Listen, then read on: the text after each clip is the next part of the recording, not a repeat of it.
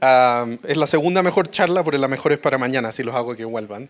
Um, lo que hicimos con el uso de inteligencia artificial para planificar radioterapia de próstata. Era broma, no se tienen que ir. No, um, el, um, Esto fue licenciado a Research, así que hay un conflicto de interés en los físicos que participaron en esto. Perdón por el formato, pero la tenían en Mac y pasar la PowerPoint quedaron algunos errores, pero agradecimiento a un equipo grande detrás de este trabajo. Ok, radioterapia en 10 segundos, son 20 minutos más o menos 3, así que no te preocupes. Es una imagen, contorno, se definen beams, que en el fondo restringen el algoritmo de optimización, y después en base a la optimización y modificaciones de la fluencia para lograr los criterios que se solicitaron, uno hace una dosis.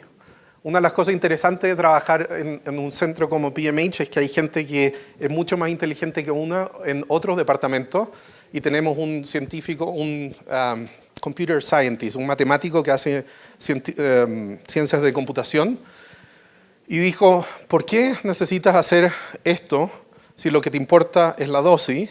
¿Y por qué no lo das vuelta? Y lo que haces es, ten la imagen, ten los contornos, haz una predicción de una dosis que te gustaría tener, y después pones los beams, y después haces un proceso inverso en que modificas la fluencia para lograr la dosis que querías. En vez de poner la dosis al final, ponla antes porque eso es lo que te importa.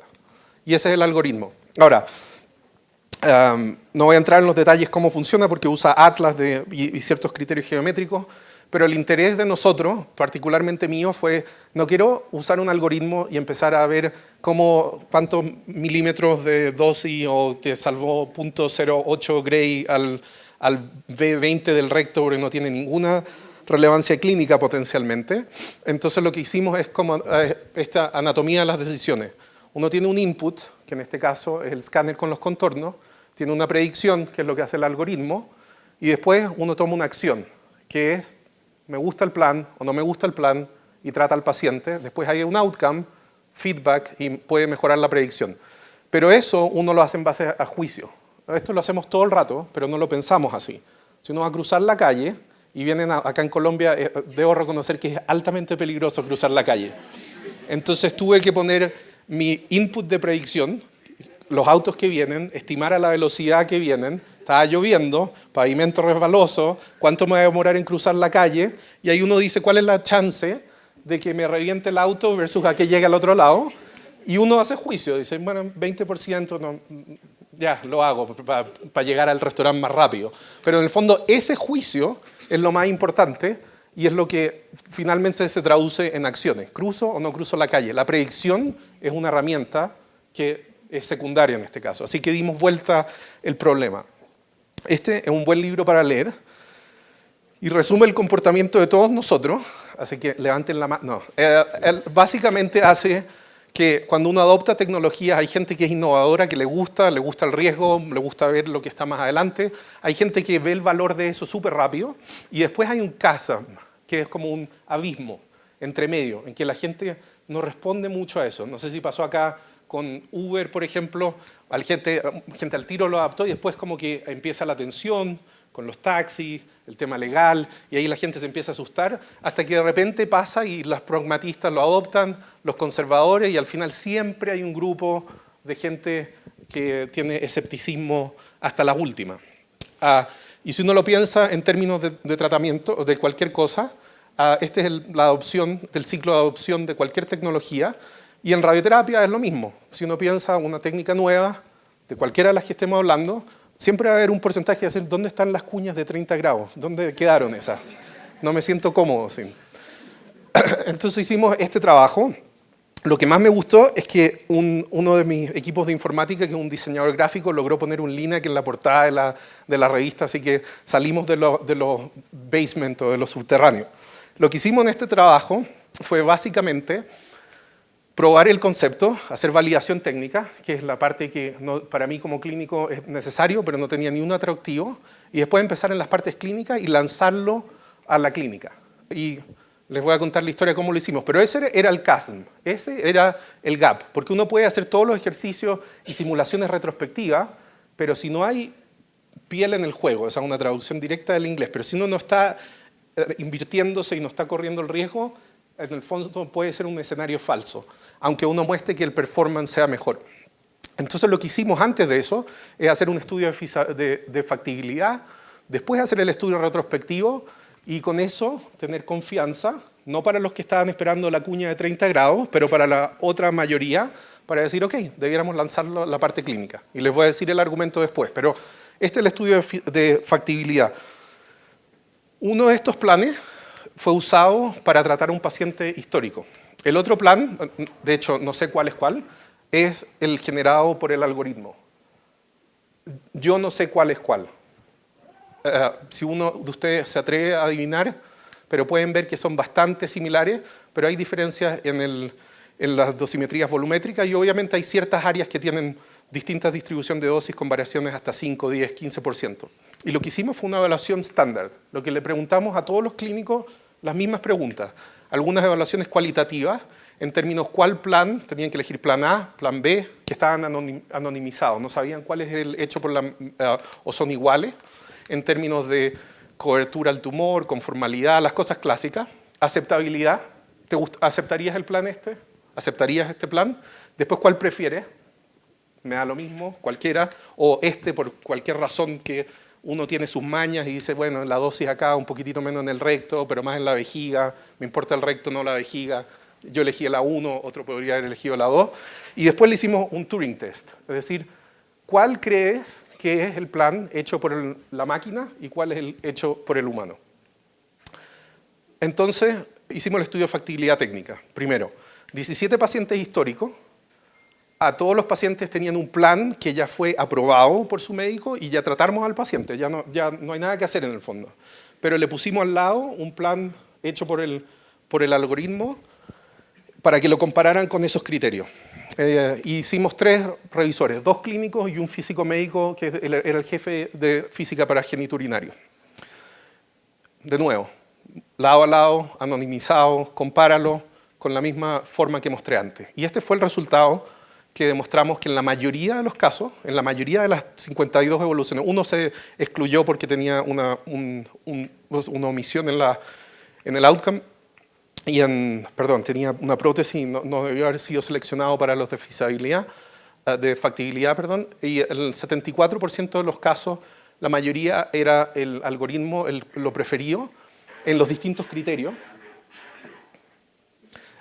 Pero cuando iba por paciente, porque uno puede tener distintos criterios que uno gana, pero al final el plan global, 12 pacientes, la gente prefería el hecho por la máquina, y en 10 de esos casos había consenso. Dijimos 12 porque es mayoritario, eran 3 evaluadores. Sobre 2 de 3 contaría como que la máquina gana, equivalente, es decir, ellos los determinaban como equivalente, y en estos casos el humano era mejor, pero uno con consenso absoluto.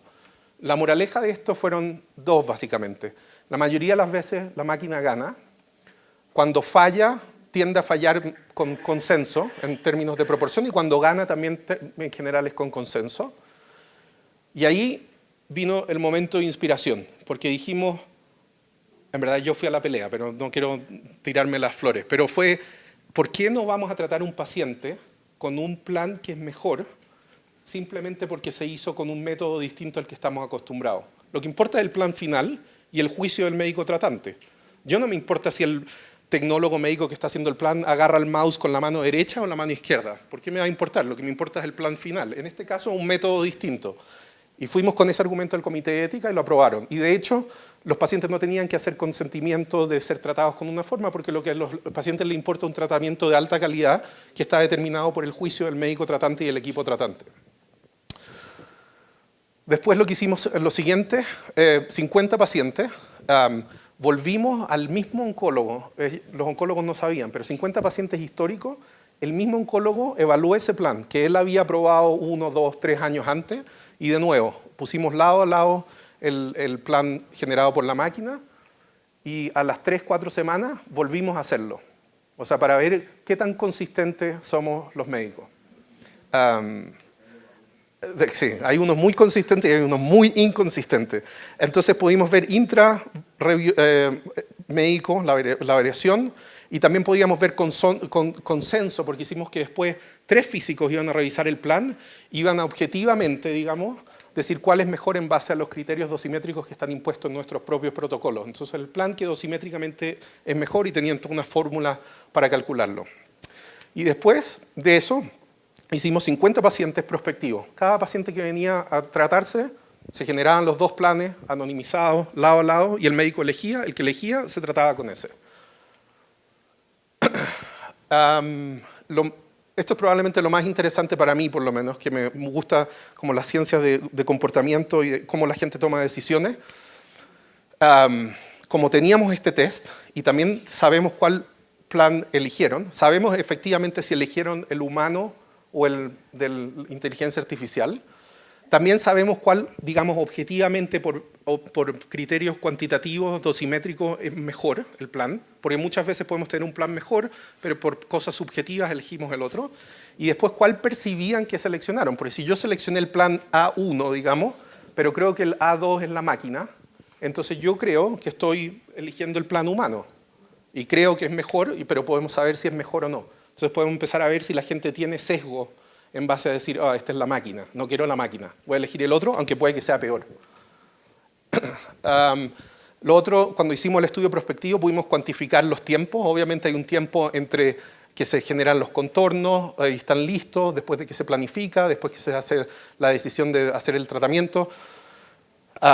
Y obviamente hay un acortamiento significativo con ahorro de casi 71 horas porque el tiempo de planificación baja significativamente de una media de 115 horas, que es lo que se demoran porque tienen otros planes, etcétera, a 10 minutos, que es lo que se demora el planificador en dar un plan completo y entregable. Así que básicamente la versión siguiente sería que uno termina sus contornos, aprieta un clic, se va a tomar un café o 2 y vuelve. Y el plan está listo, si le gusta, lo aprueba y se acabó. No hay que hacer estos pasos del batón, como hacemos normalmente. Esto es probablemente el resultado más provocador del estudio. Tenemos la fase de simulación, como les decía, la retrospectiva y la fase prospectiva. Nuevamente, los pacientes, el plan aceptable en términos de la máquina sobre 85-90%, aplicable, que quiere decir que era un caso que debía funcionar, habían casos prospectivos que tenían prótesis de cadera y cosas así, que el algoritmo está más a riesgo en el paso del mimicking a dar una dosis que no es realmente entregable. Pero lo más interesante es que de los planes que efectivamente el algoritmo está diseñado para funcionar, en la parte de simulación, en el 83% los médicos lo eligieron, pero cuando fue a la parte prospectiva, cayó a 61%. Pero eso no se debió a que hubo cambio en calidad de los tratamientos. O sea, quiere decir que los médicos, por el hecho de saber que está hecho por una máquina, tienen cierto grado de aversión a la máquina. Ahora, también puede ser otra explicación que cuando lo lanzamos prospectivo, los dosimetristas sabían que estaban compitiendo con la máquina.